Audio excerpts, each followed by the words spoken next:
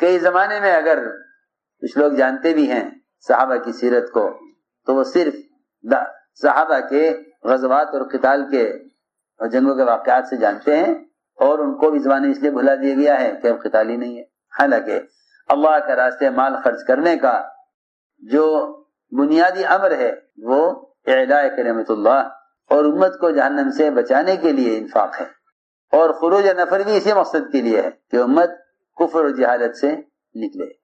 اس لیے اللہ کے راستے کے نفر کا تعلق علم کو پھیلانے اور امت کو جہالت سے نکالنے کے ساتھ ہے۔ اللہ کے راستے کا جو نفر ہے وہ قرآن میں اللہ کے بندوں کو جہالت اور کفر سے نکالنے کے لیے ہے۔ سب سے پہلے جاننا چاہیے کہ اللہ کے رسول کی ناراضگی کا اس سے بڑھ کر کوئی سبب نہیں ملتا کہ وہ اللہ کے راستے کے خروج کو چھوڑ دے۔ لوگ یہ سمجھتے ہیں تبلیغ مدرسہ ہے دین سیکھنے کا، تو جو سیکھے ہوئے ہیں۔ السلام علیکم دوستو، welcome back to my YouTube channel live Delhi مرکز بیان۔ امید ہے آپ سب خیریت سے ہوں گے۔ آج کی ویڈیو میں ہم بہت ہی اہم بیان سننے جا رہے ہیں۔ حضرت جی مولانا سعد صاحب کا بہت اہم بیان ہے۔ ویڈیو میں آگے بڑھنے سے پہلے آپ سب سے گزارش ہے، اگر آپ چینل پہ نیو ہیں تو چینل کو سبسکرائب کر دیں۔ ہمارے فیس بک پیج اور انسٹاگرام پیج کو فالو کرنے کے لیے ڈسکرپشن میں دیے ہوئے لنک پر جائیں اور ہمارے پیج کو فالو کریں۔ چلو ویڈیو کو شروع کرتے ہیں۔ کئی زمانے میں اگر کچھ لوگ جانتے بھی ہیں صحابہ کی سیرت کو تو وہ صرف صحابہ کے غزوات اور قتال کے اور جنگوں کے واقعات سے جانتے ہیں، اور ان کو بھی زمانے اس لیے بھلا دیا گیا ہے کہ اب قتال ہی نہیں ہے، سخت ہے۔ حالانکہ اللہ کے راستے مال خرچ کرنے کا جو بنیادی امر ہے وہ اعلاء کلمۃ اللہ اور امت کو جہنم سے بچانے کے لیے انفاق ہے، اور خروج نفر بھی اسی مقصد کے لیے ہے کہ امت کفر اور جہالت سے نکلے۔ اس لیے اللہ کے راستے کے نفر کا تعلق علم کو پھیلانے اور امت کو جہالت سے نکالنے کے ساتھ ہے۔ اللہ کے راستے کا جو نفر ہے وہ قرآن میں اللہ کے بندوں کو جہالت اور کفر سے نکالنے کے لیے ہے۔ اس لیے سب سے پہلے جاننا چاہیے کہ اللہ کے رسول کی ناراضگی کا اس سے بڑھ کر کوئی سبب نہیں ملتا کہ وہ اللہ کے راستے کے خروج کو چھوڑ دیں۔ لوگ یہ سمجھتے ہیں تبلیغ مدرسہ ہے دین سیکھنے کا، تو جو سیکھے ہوئے ہیں وہ کیوں نکلیں، جو نہیں سیکھے ہوئے وہ اتنا نکلیں کہ سیکھ لیں کچھ۔ حالانکہ دین سیکھنا مستقل فرض ہے، دعوت دینا مستقل فریضہ ہے۔ دعوت دینا مستقل فریضہ ہے، دین سیکھنا مستقل فریضہ ہے۔ لیکن یہ بات یاد رکھنا سب کہ دین سیکھنا ایک محدود فریضہ ہے، اور ایک محدود علم ہے، اس سے فراغت ہو جائے گی، لیکن دعوت سے فراغت نہیں ہوگی، دعوت سے فراغت نہیں ہوگی، تعلیم سے فراغت ہو جائے گی۔ اس لیے کہ فرائض اور احکام کا علم محدود ہے، لیکن امت کو جہنم سے بچاتے رہنا اور امت کو اللہ کے فرائض پر آمادہ کرتے رہنا، یہ ایک جہد مستمر اور مستقل ہے۔ ورنہ خروج اور نفر کا مقصد صرف دین سیکھنا نہیں ہے، بلکہ دین کو قائم رکھنا نکلنے کا مقصد ہے۔ اس کے ضمن میں جو ناواقف دین کو نہ جاننے والے لوگ اس راستے میں نکلیں گے وہ دین بھی سیکھ لیں گے، اور سیکھنا چاہیے، لیکن یہ اصل نفر کا مقصد نہیں ہے۔ تو ہم نے عرض کیا کہ اللہ کے رسول کی ناراضگی ہے ان لوگوں پر جو اللہ کے راستے کے نفر کو چھوڑ دیں اور کھانے کمانے، زراعت، تجارت، ان کاموں کے اندر مشغول ہونے کو، حلال کمانے کو اپنا فریضہ سمجھیں اور دین کے قائم کرنے کو اپنی ذمہ داری نہ سمجھیں۔ ان پر اللہ تعالی کی طرف سے ڈانٹ اور دھمکی ان لوگوں کے لیے جو اپنے گھر والوں میں رہ کر حلال کمائیں، ذاتی طور پر دین پر چلیں، لیکن دوسروں کے دین پر لانے کے لیے آمادہ کرنے کے لیے، دوسروں کو دین پر آمادہ کرنے کے لیے اپنے وطن کو، اپنے علاقے کو نہ چھوڑیں۔ اللہ کے دین کی محنت کو چھوڑ کر گھر والوں میں اور مال کمانے میں ہم سمجھتے تھے اگرچہ حلال ہی کیوں نہ کماتا ہو، حلال ہی کیوں نہ کماتا ہو، تب بھی مجرم ہے، تب بھی مجرم ہے۔ خوب غور کرنا چاہیے کہ قرآن نے اللہ کے راستے میں مال خرچ کرنے کا جو حکم دیا ہے، اس حکم کا اور مال خرچ کرنے کا جو حکم ہے وہ کس چیز سے متعلق ہے؟ لوگ بیچارے بیواؤں پر، یتیموں پر، مسکینوں پر اور مختلف خیر کے کاموں پر، زوایا تعمیر کرانے پر، کنویں کھدوانے پر، مسجدیں بنانے پر، ان خیر کے کاموں پر مال خرچ کر دینے کو صرف اللہ کا راستہ سمجھتے ہیں۔ حالانکہ انفاق فی سبیل اللہ، اس آیت میں جس آیت کو لے کر ابو منصور رضی اللہ تعالی عنہ اپنا واقعہ بیان کر رہے، یہاں فی سبیل اللہ سے صرف اور صرف اللہ کے راستے کی نقل و حرکت اور پھرنے پر مال خرچ کرنا ہے۔ یہ بہت عام بات ہے، ورنہ لوگوں نے فی سبیل اللہ کر کے خیر کے سارے کام مال خرچ کرنے کا معمول تو رکھا، لیکن اللہ کے راستے میں پھرنے پر مال خرچ کرنے کا دستور اور معمول ختم ہو گیا۔ کہتے ہیں اللہ کا راستہ تو کچھ بھی کوئی بھی ہو سکتا ہے، جتنے بھی اللہ کی رضا والے کام ہیں وہ سب اللہ کا راستہ ہے۔ میں کچھ کہنا چاہتا ہوں، حالانکہ جتنے مسلمانوں کے ضروریات سے متعلق مال کے مصارف ہیں وہ غیر مسلم بھی کر لیتے ہیں، لیکن غیر مسلم اسلام کو قائم کرنے کے لیے مال خرچ نہیں کرے گا۔ اس لیے تھانوی رحمۃ اللہ علیہ اس آیت کی وجہ سے تخصیص کے قائل ہیں، تخصیص کے قائل ہیں۔ وہ کہتے ہیں کہ ہاں یہ آیت مخصوص ہے اللہ کے دین کی محنت کے لیے۔ اور آپ غور کریں کہ کہیں بھی سوائے زکوٰۃ کے ادا نہ کرنے کے اور کہیں بھی نفلی صدقات نہ کرنے پر ہلاکت کی دھمکی نہیں ہے، سوائے اللہ کے راستے میں پھرنے پر مال خرچ نہ کرنے کی۔ بہت عام بات، سوائے اللہ کے راستے میں پھرنے پر مال خرچ کرنے پر میں اگر کمی کی ہے تو اس پر اللہ کی طرف سے ہلاکت کی دھمکی ہے۔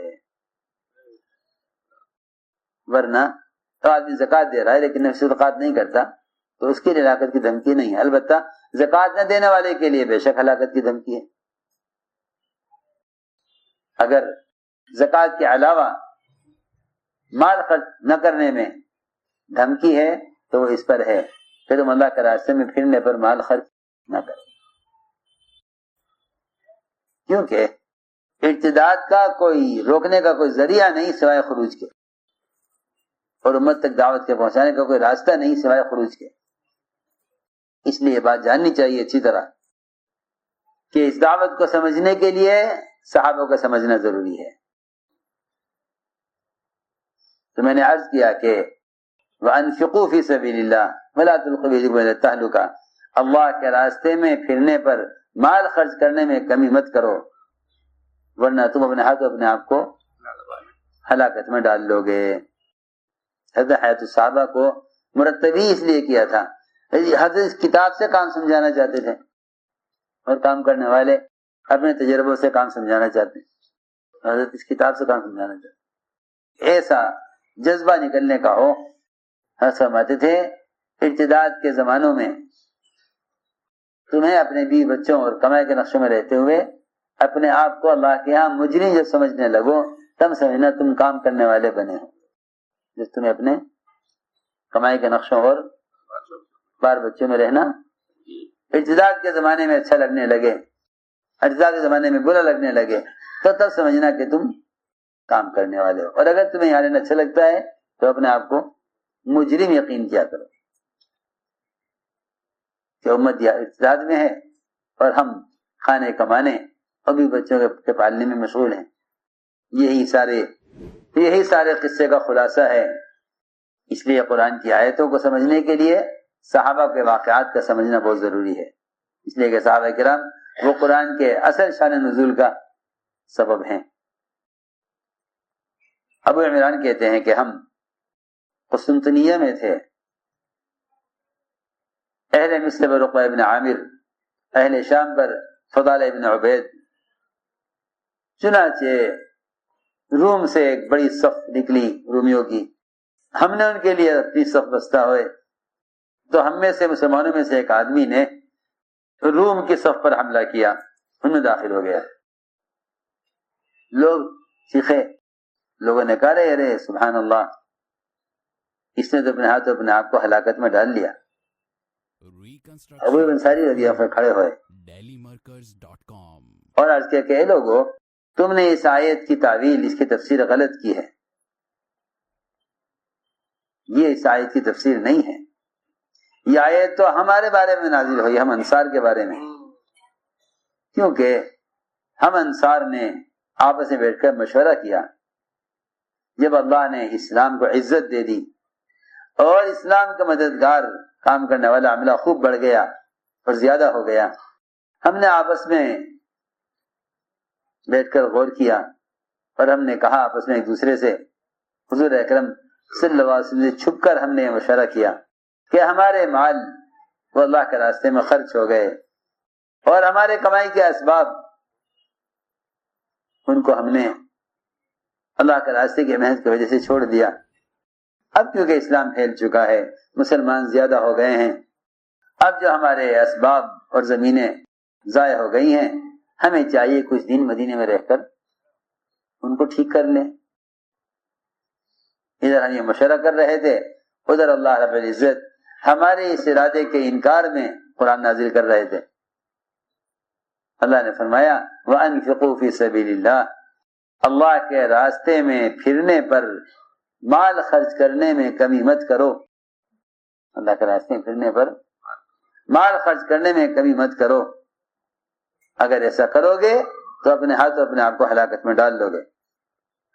فرماتے ہیں ابو ایوب انصاری رضی اللہ تعالیٰ عنہ کہ ہلاکت یہ تھی کہ کیونکہ ہم نے ارادہ کیا تھا کہ ہم رہ کر مدینے میں اپنے کاروبار کو دیکھیں گے، حالانکہ ہمیں حکم دیا گیا اللہ کے راستے میں نکلنے کا اور اللہ کے دین کی محنت کا۔ چنانچہ اس آیت کے بعد ابو ایوب انصاری رضی اللہ تعالیٰ عنہ برابر اللہ کے راستے میں محنت کرتے رہے، یہاں تک کہ اللہ نے ان کو راستے میں وفات دی۔ ابو عمران کہتے ہیں کہ ہم نے غزوہ کیا، چنانچہ ایک آدمی نے دشمن پر حملہ کیا، لوگوں نے کہا ارے ارے ارے ٹھہر ٹھہر، کیا کر رہا ہے، اپنے ہاتھ اپنے آپ کو ہلاکت میں ڈال رہا۔ ابو انصاری نے فرمایا کہ آیت ہمارے بارے میں نازل ہوئی ہے، ہم اس آیت کو جانتے ہیں زیادہ، تم نے آیت کا مطلب بدل دیا ہے۔ یہ آیت کب نازل ہوئی تھی؟ جب اللہ نے اپنے نبی کی نصرت کی اور مدد کی اور اسلام غالب آ گیا۔ ہم نے آپس میں غور کر کے، ہم نے آپس میں بیٹھ کر غور کیا، مشورہ کیا کہ آؤ ہم بیٹھیں مدینے میں اور اپنے کاروبار کو دیکھیں۔ اللہ نے اس پر آیت نازل فرمائی وَأَنفِقُوا فِي سَبِيلِ اللَّهِ، اللہ کے راستے میں پھرنے پر مال خرچ کرنے میں کمی مت کرو، ورنہ اپنے ہاتھوں اپنے آپ کو ہلاکت میں ڈالو گے۔ ہمارا اپنے آپ کو ہلاکت میں ڈالنا یہی تھا کہ ہم مدینے میں رہ کر اپنے مال کمانے اور اپنے اسباب کی اصلاح میں لگتے اور اللہ کے دین کی محنت کو چھوڑ دیتے۔ چنانچہ ابو انصاری رضی اللہ تعالیٰ عنہ برابر اللہ کے دین کی محنت کرتے رہے، یہاں تک کہ قسطنطنیہ میں جا کے دفن کیے گئے۔ ابو عمران کہتے ہیں کہ ایک آدمی نے مہاجرین میں سے حملہ کیا قسطنطنیہ کی دشمن کی صف پر، یہاں تک کہ صف کو پھاڑ کر داخل ہو گیا۔ ہمارے ساتھ ابو انصاری بھی تھے رضی اللہ عنہ۔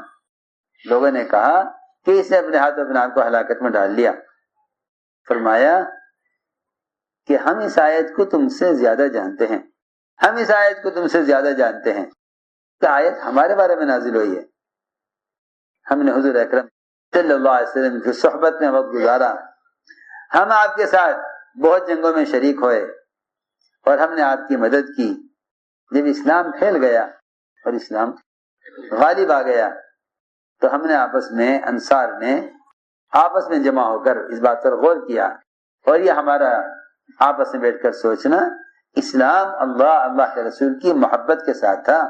ہمارا سوچنا منافقین کی طرح نہیں تھا کہ وہ اللہ کے راستے میں نکلنا نہیں چاہتے تھے۔